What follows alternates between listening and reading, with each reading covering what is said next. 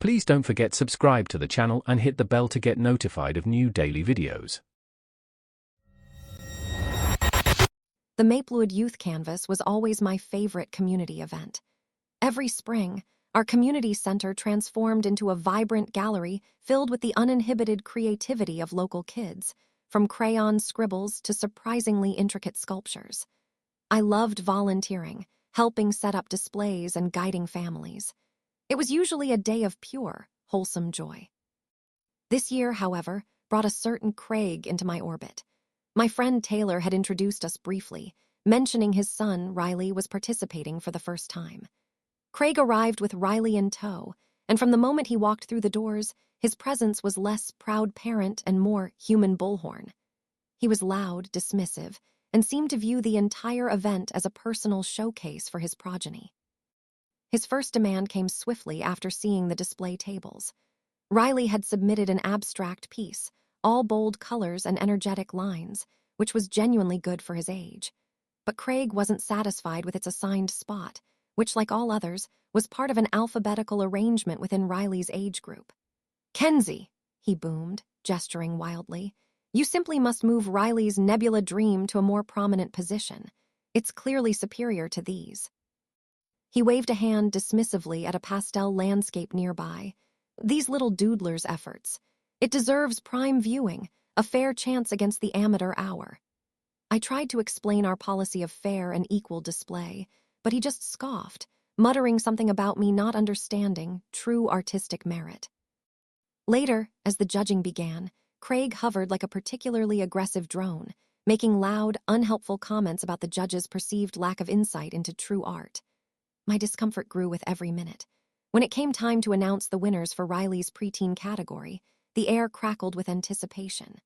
The Emerging Talent Prize, a special recognition for promising young artists, was awarded to Sloane, a sweet girl with a beautiful, delicate watercolor. That's when Craig erupted. "What?" he bellowed, his voice echoing through the hall. "Riley's Nebula Dream is clearly superior. Did you even look at Sloane's finger paint monstrosity? That barely belongs on a kindergarten fridge." He stomped towards the judges, completely oblivious to Sloane's beaming face falling. "You need to reevaluate. My son's art deserves the grand prize. He spent weeks on this, not like these other little doodlers who just splashed some paint." Riley, bless his heart, looked like he wanted the floor to swallow him whole. Taylor tried, weakly, to pull Craig away, but he was beyond reason. I couldn't stand it anymore. Stepping forward, I spoke with as much calm as I could muster. "Craig, please lower your voice. The judges' decisions are final, and we have rules that apply to everyone." He turned his furious gaze on me. "Rules?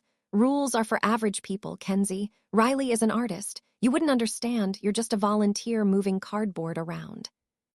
Then, in a move that truly stunned me, he pointed to the coveted grand prize ribbon, not yet awarded, and declared, "That's Riley's ribbon. We were promised a win." He then made a move towards Sloane's winning watercolor, clearly intending to remove it and replace it with Riley's, claiming he was righting a grave injustice. Thankfully, Avery, our head organizer, a woman who does not suffer fools gladly, had witnessed the entire spectacle. She strode over, her face set. "Craig," she stated, her voice firm and clear, "I've asked you repeatedly to respect the judging process and the other participants.